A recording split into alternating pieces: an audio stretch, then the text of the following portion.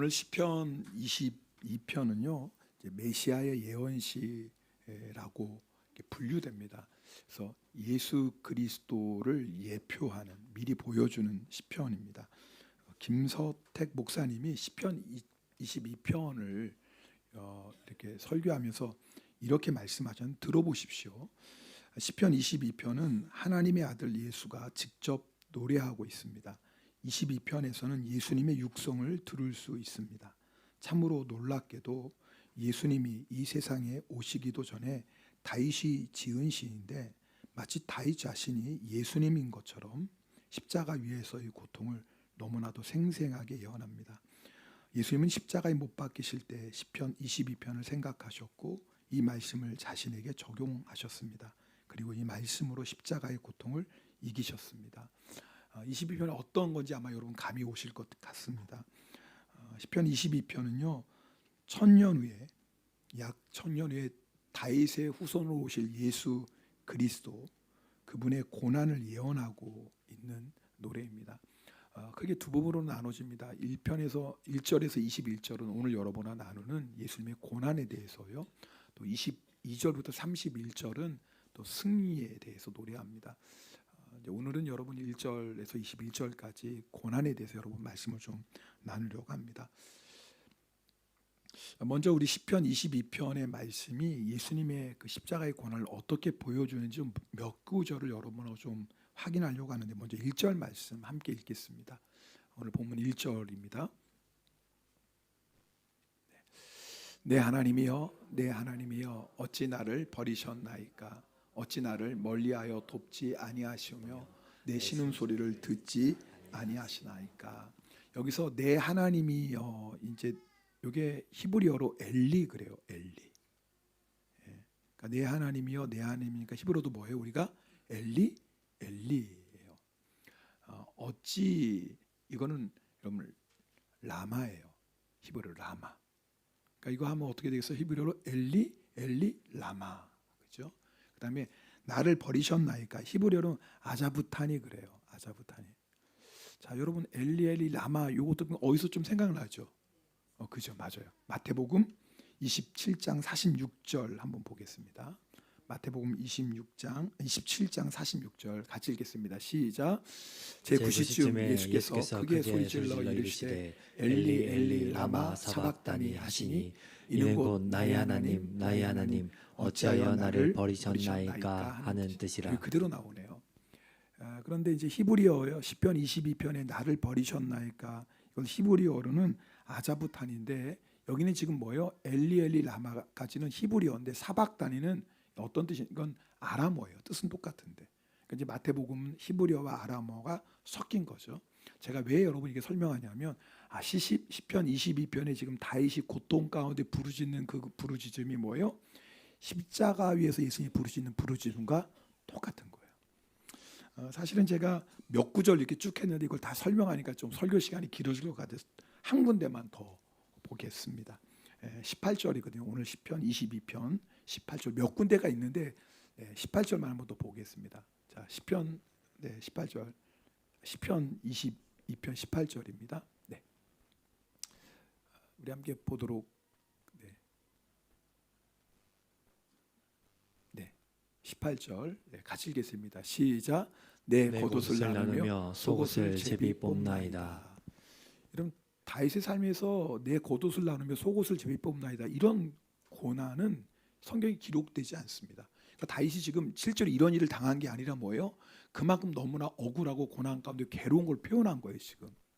근데 여러분 이 18절 보니까 생각나는 장면이 있죠. 예수님께서 십자가에 못 박히셨을 때 로마 병정들이 어떻게 예수님의 겉옷을 나누고 속옷은 위에서부터 끝까지 그냥 하나로 쭉 짠 거니까 이건 나누기가 아까우니까 뭐 합니까? 제비를 뽑습니다. 그 요한복음 19장에 나와요. 자, 그러니까 여러분 이 지금 시편 22편은 예수 그리스도가 당하실 고난을 미리 보여준다. 이걸 예표라고 합니다. 미리 보여주는. 자, 오늘 시편 22편을 통해서 고난의 신비라는 제목으로 여러분하고 좀 은혜 나누려고 하는데요. 첫 번째는 예수님의 고난이 우리를 구원했습니다. 창조주이신 예수님께서 왜 피조물인 우리를 위해서 멸시와 조롱을 당하시고, 왜 손과 발이 못에 찔리시고, 또 왜 물을 쏟으시고 목이 마르시고, 또 왜 하나님 아버지의 버림을 받으셨으면 이유는 딱 하나예요. 우리를 구원하시기 위하심입니다. 여러분, 예수님께서 오늘 당하신 십자가에 당하신 모든 고난, 특별히 시편 22편에 나와 있는 예수님이 당하신 고난의 노래는 우리를 죄에서 구원하시기 위한 예수님의 고난입니다. 여러분, 또 이사야 53장 5절 6절에서는 예수님의 당하실 고난을 또 이렇게 노래하고 있습니다. 우리 이사야 53장 5절 6절 말씀도 함께 읽겠습니다. 그가 찔림은 우리의 허물 때문이요 그가 상함은 우리의 죄악 때문이라. 그가 징계를 받음으로 우리는 평화를 누리고 그가 책직을 맞음으로 우리는 나음을 받았도다. 우리는 다 양 같아서 그릇 행하여 각기 제 길로 갔거늘 여호와께서는 우리 모두의 죄악을 그에게 담당시키셨도다. 아멘. 우리 그 앞에 있는 5절 보시면 예수님이 우리의 허물 때문에 찔리셨고 우리의 죄악 때문에 상하셨습니다. 예수님께서 이 십자가의 고난을 통해서 우리에게 주신 놀라운 축복이 뭐냐면 우리가 평화를 누리고 나음을 받았다고 성경 기록합니다. 이건 과거형이에요. 뭐예요? 평화를 누리고 나음을 받았어요.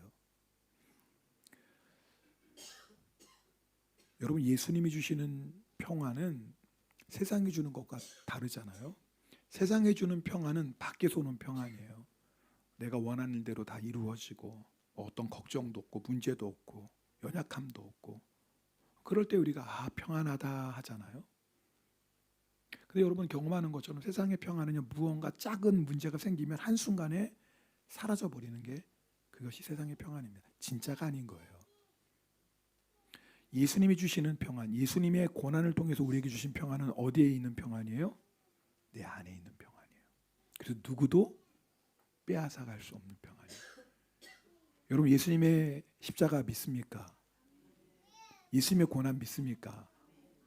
자, 그러면 예수님께서 이 고난, 이 십자가로 주신 평안을 누리고 계십니까? 이걸로 여러분하고 나누는 거예요. 우리 지금 예수님의 고난, 예수님의 십자가 믿는다고 아멘 했습니다. 그렇다면 예수님께서 고난을 통해서 이루신 평화를 누리는 것도 아멘이 되어야 되죠. 여러분, 여기서 주님은 또한 채찍에 맞아 우리가 나음을 얻었다, 이하 사례로 치유해요. 예수님께서 우리의 상한 마음을 고치십니다. 불평과 원망, 시기와 질투, 미움과 분노, 낙심과 절망, 무기력과 허무함에 빠져있는 우리의 마음을 예수님이 고치세요. 여러분, 마음의 상함 치료 받으셨습니까? 여러분, 우리가 지금 예수님 주님으로 고백하고 예수님의 십자가의 고난을 아멘이라고 고백하면서도 여전히 내 마음에 이런 상한 마음들이 그대로 방치하고 있지는 않나요? 많은 성도들이요, 예수님 믿는다고 하면서 여전히 불평하고 원망해요. 예수님 믿는다고 하면서도 시기하고 질투해요. 예수님 믿는다고 하면서도 우리 안에 미움과 분노에 사로잡혀요. 낙심하고 절망합니다.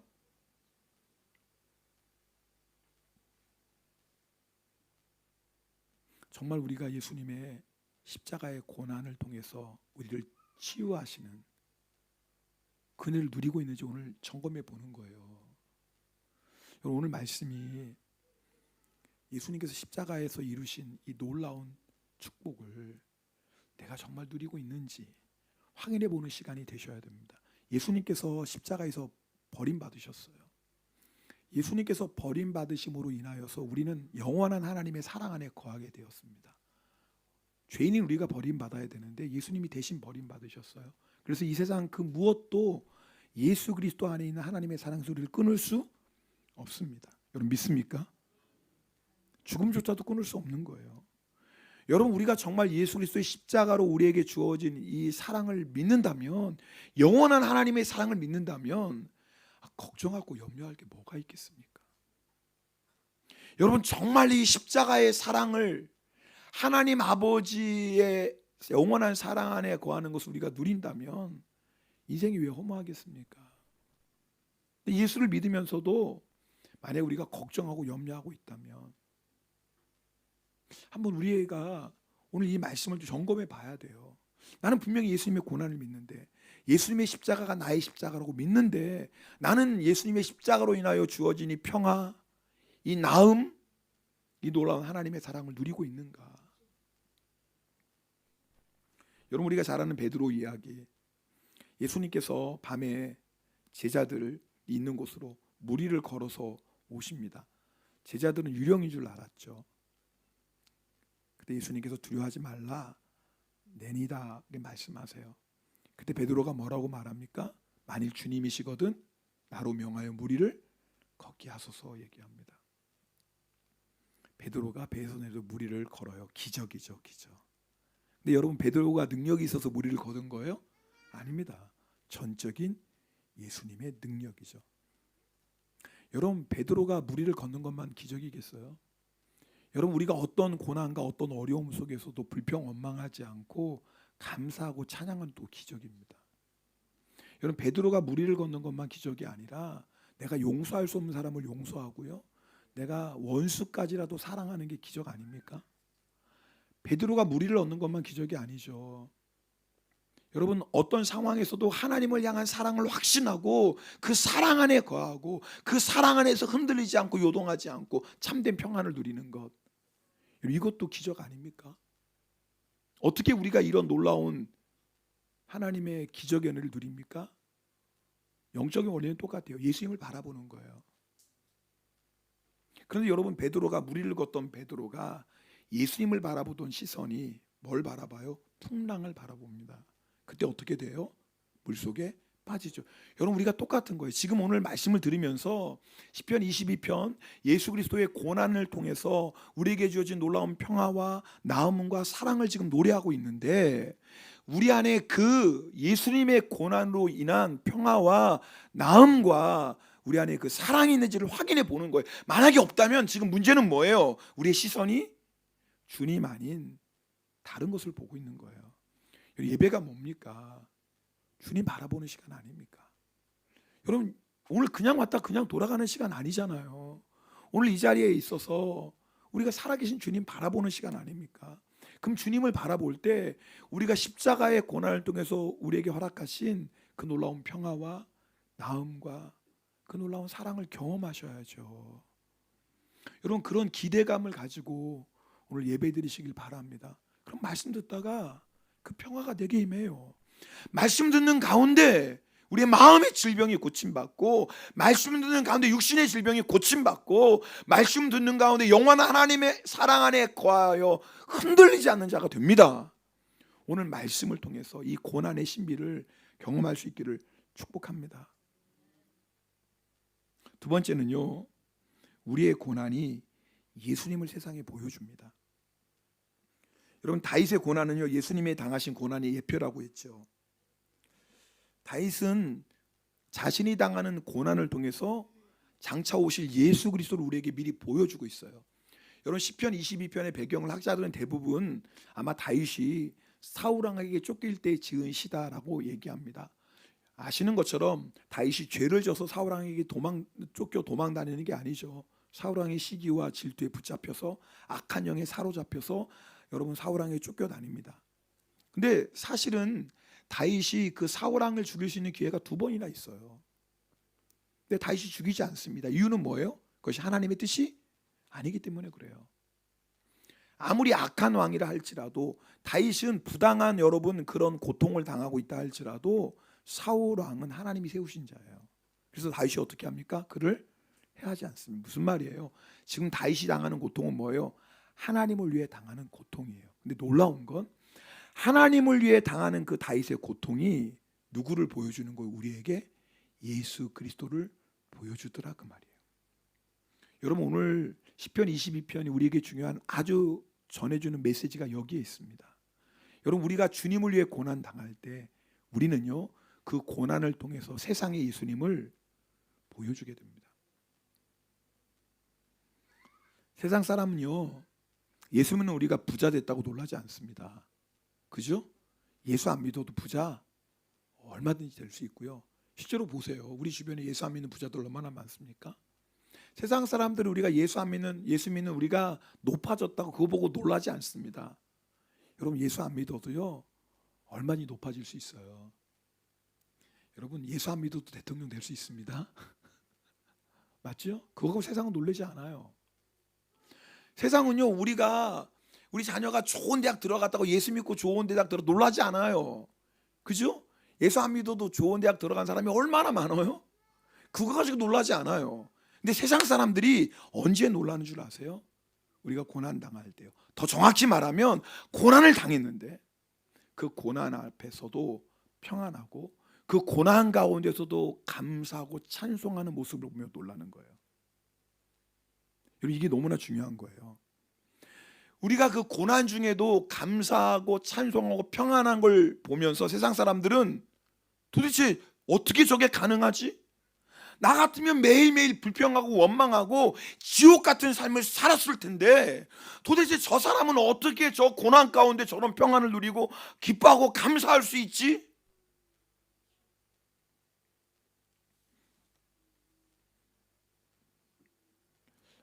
고옥간호 목사님께서 스승의 날에 한 집사님에게 편지를 받으셨습니다.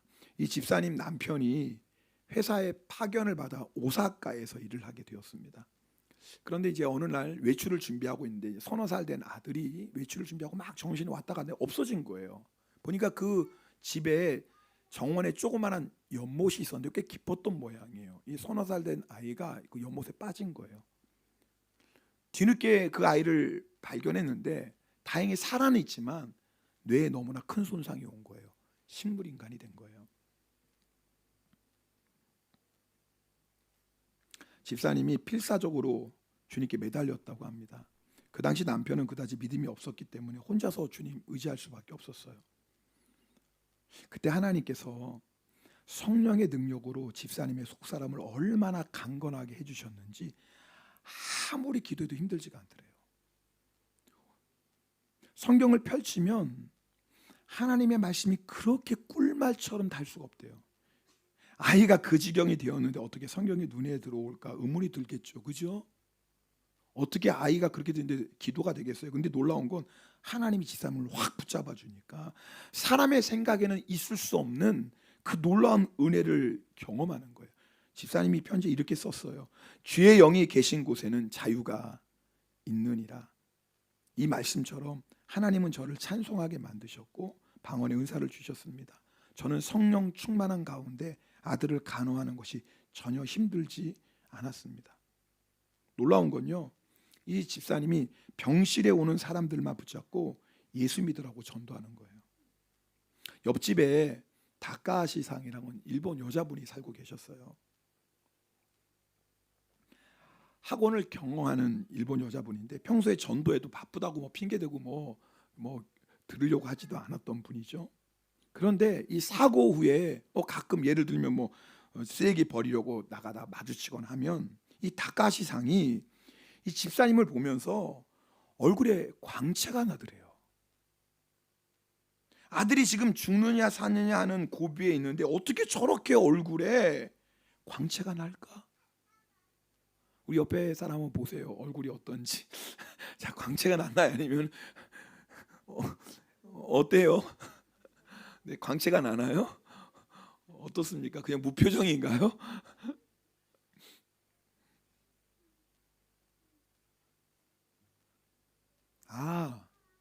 저 집은 예수 믿는 집안이지. 답이 나온 거예요.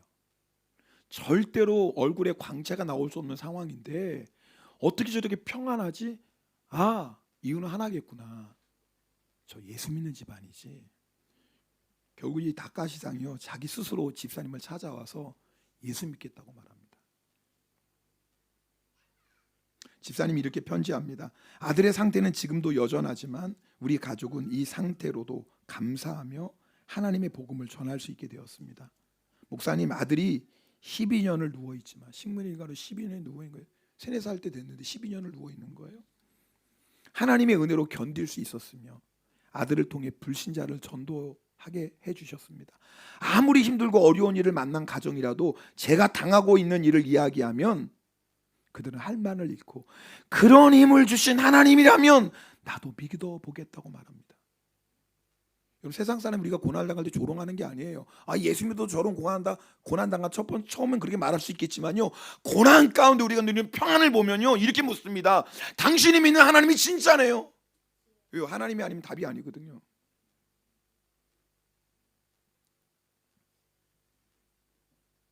주님은 제 마음에 평안과 자유를 주셨고, 놀랍죠? 기쁨과 감사하는 마음을 주셨어요. 여러분, 예수님의 십자가로 우리에게 주어진 평안, 우리의 기쁨, 우리의 자유예요. 할렐루야. 중요한 건, 놀라운 건, 우리가 고난 당할 때 그 예수님의 고난의 십자가로 이 평안과 이 자유와 기쁨을 누리면, 이것을 통해서 세상 사람들에게 우리가 예수님을 보여주게 되는 거예요. 이 집사님 가정처럼. 이 집 초등학교 2학년, 이제 둘째 딸인 거예요. 학교 개교 기념일에 100일장에 시를 냈는데 입선했다고 해요. 여러분, 읽어드릴게요. 들어보세요. 초등학교 2학년 아이가 지은 시인데, 12년이 지났다. 지금까지 기도를 해왔지만 소용이 없었다. 하지만 우리는 하나님을 버리지 않고 열심히 기도한다. 참, 조그만 아이가요, 고난 가운데 있지만 우리는 하나님을 버리지 않고 뭐하고 있다고요? 기도하고 있대요. 왜냐하면 하나님께서 우리에게 시간을 주시는 것일지도 모르기 때문이다. 우리 오빠를 보면 왠지 마음이 행복하다. 오빠 얼굴을 보면 오빠가 누워있는 모습이 꼭 천사가 누워있는 모습 같다. 우리 오빠는 그 어려운 위기에서도 이겨내리라 믿는다. 우리 오빠가 빨리 나았으면 좋겠다. 목사님이 이들 부부를 볼 때마다 얼굴에 그늘이 없대요. 날마다 하나님의 말씀 붙잡고 기도하기 때문에 성령님의 놀라운 능력을 공급받고 하나님의 은혜 안에 살아가면요, 이런 상황에서도 그늘이 없어요. 여러분, 똑같은 예수 믿잖아요. 똑같은 십자가 믿잖아요. 왜 우리는 이런 평안을 누리지 못할까요? 똑같은 십자가 믿잖아요. 왜 이런 상황에서 우리는 감사하고 찬송하지 못할까요? 똑같은 예수님 믿잖아요. 똑같은 예수님. 그런데 왜 이런 상황에서 요동하지 않는 평안이 우리 안에는 없을까요? 여러분, 좀 이상하지 않아요? 그냥 앉았다 그냥 가지 마시고 한번 생각해 보세요. 이상하지 않아요? 똑같은 예수님, 똑같은 십자가 믿는데 왜 이렇게 다르죠? 속상하지 않습니까? 누구는 똑같은 예수님 믿는데 저런 기쁨과 저런 평안과 저런 자유를 누리는데, 이유는 하나예요. 예수님입니다. 정말 내가 예수님을 바라보고 있는가? 정말 예수님 붙잡고 있는가? 이 한 가지가요, 우리의 모든 것을 결정해요. 고난은 참 신비죠. 내가 당하는 고난, 그 고난이요, 세상 사람들에게 예수님을 보여줘요.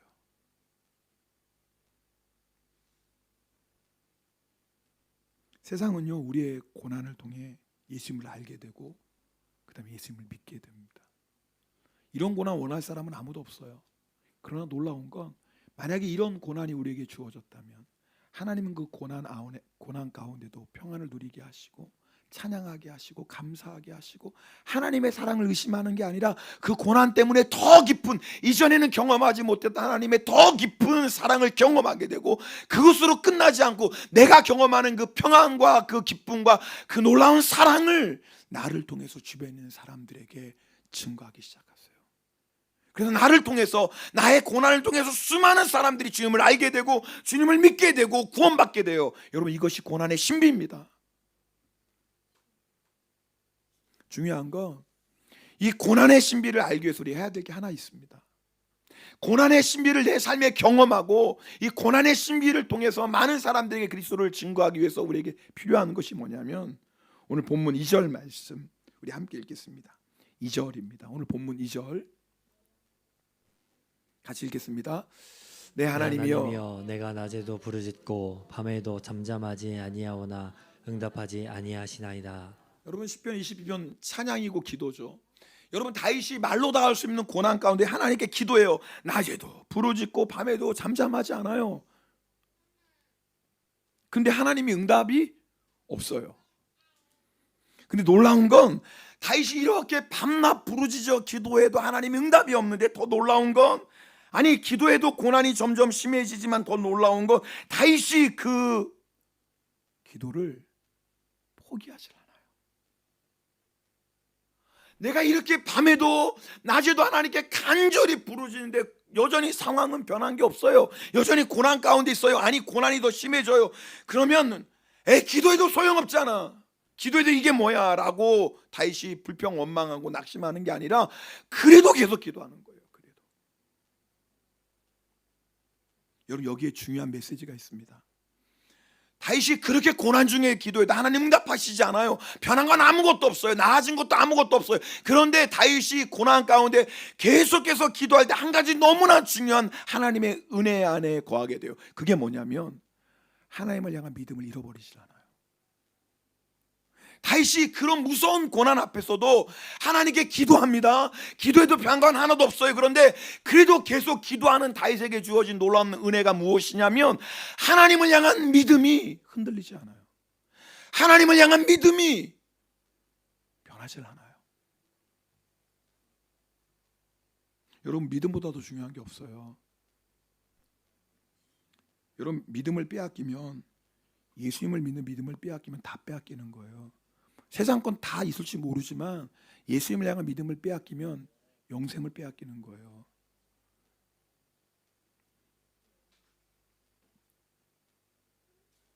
여러분, 고난이 없습니까?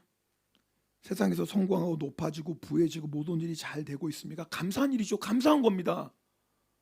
그런데 한 가지 분명한 거, 만약에 이것들로 인하여서 하나님이 도와주시지 않아도 나는 살 수 있을 것 같고, 세상에서 성공하고 높아지고 부해지는 것 때문에 예수님이 없어도 나는 문제 없을 것 같고, 세상에서 이렇게 내가 성공하고 세상에서 누리는 것 때문에 굳이 천국이 필요해? 이렇게 세상이 살기 좋은데? 라고 한다면요, 지금 우리 굉장히 위험한 상황에 있는 겁니다. 나도 모르는 사이에 마귀에게 믿음을 빼앗길 수 있어요. 여러분, 만약에 우리가 세상에서 성공하고 높아지고 유명해지고 잘 나가는 것 때문에 예수님을 잃어버리고 세상이 전부가 된다면 고난이 복이에요. 그럼 고난이 복이에요. 고난을 통해 예수님을 더욱 의지하고 붙잡게 되기 때문입니다. 여러분, 이게 고난의 신비예요. 다윗이 극심한 고난 가운데서도 이 믿음을 빼앗기지 않았던 이유는 그가 기도를 포기하지 않았기 때문에 그렇습니다. 기도 가운데 하나님이 부어주시는 날마다 새로운 은혜를 경험하기 때문에 그렇습니다. 여러분, 우리가 평소 때 경험하지 못했던 주님의 깊은 사랑을 언제 경험합니까? 고난 가운데. 참 신비하죠. 참 신비해요. 여러분, 인생을 한번 돌아보세요. 내가 언제 정말 지금까지 경험하지 못했던 주님의 그 세밀한 음성을 듣고 주님의 그 놀라운 사랑을 경험했습니까? 다 똑같아요. 잘 나갈 때가 아니에요. 성공했을 때가 아니에요. 유명해졌을 때가 아니라니까요. 고난 가운데 있을 때 나는 주님밖에 없습니다. 그렇게 겸손하게 주님을 붙잡았을 때 지금까지 경험하지 못했던 주님의 크고 놀라운 은혜와 사랑과 평안을 경험합니다. 그래서 고난은 신비해요.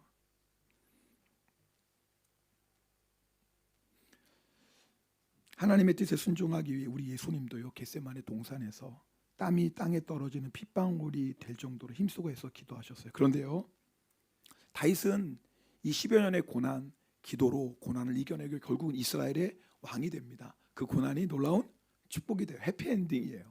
근데 우리 예수님은 말입니다, 그렇게 고난 앞에서 겟세마네 동산에서 땀이 땅에 떨어지는 핏방울처럼 기도하셨는데 결과는 뭐였어요? 십자가였어요. 결과가 다른 것 같아요. 그죠? 다윗은 그래도 10년 동안 고생했지만 그래도 기도 가운데 고난 이기고 나니까 뭐예요? 이스라엘의 왕이 됐어요. 할렐루야죠. 할렐루야죠. 아멘이죠. 얼마나 좋아. 해피엔딩이잖아요. 그럼 10년의 고난이 너무너무 고통스럽지만 10년 고난 한 번 할 만한 거 아니에요? 그래도 아닌가? 그래도 역시 고난은 싫어. 그래도 10년 동안 그렇게 내가 죽을 것 같은 고난 속에서도 기도를 이기고 나니까 이스라엘의 왕이 되었어요. 가장 영광스러운 이스라엘의 왕이 되었어. 그럼 해볼 만하지 않습니까? 그런데 우리 예수님은 그 고난의 마지막이 뭐였어요? 십자가였어요. 그럼 예수님의 기도는 소용없나요? 그럼 예수님의 고난은 의미 없나요? 아니죠.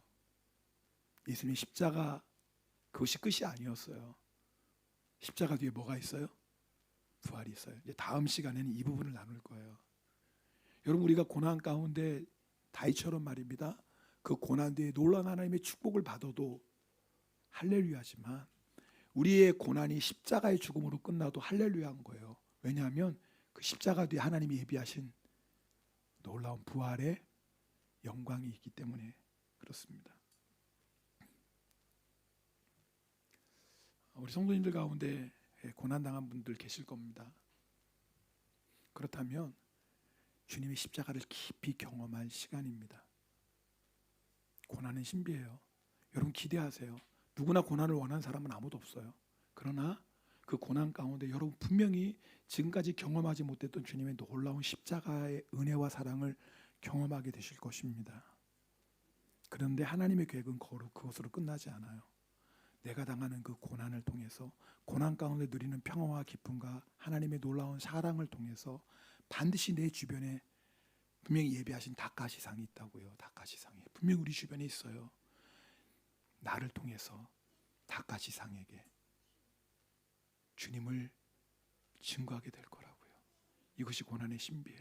그런데 우리가 이 고난의 놀라운 신비를 경험하려면 기도하셔야 돼요. 기도를 빼앗기지 마셔야 돼요. 반드시 기도하면 우리의 고난을 통해서 하나님이 행하시는 그 놀라운 주의 역사를 보게 될 줄 믿습니다.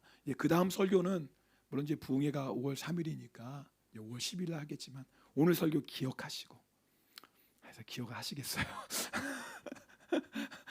그러나 오늘 이 고난의 노래 뒤에 있는 승리의 노래, 다음 주에는 10시 예배도 부흥 유재명 목사님 쓰십니다. 여러분 정말 기대하시고요. 제가 이런 마음이 들어요.